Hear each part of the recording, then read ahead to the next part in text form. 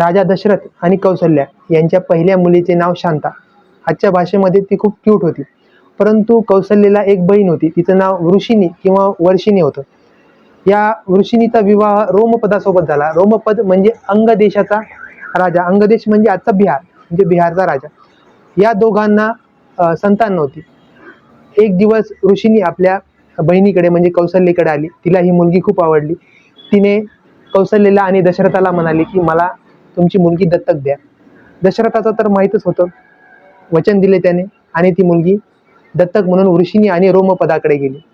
ती राजकन्या झाली अंगदेशाची. पुढेच या शांतेचा विवाह ऋषीशृंगांसोबत झाला.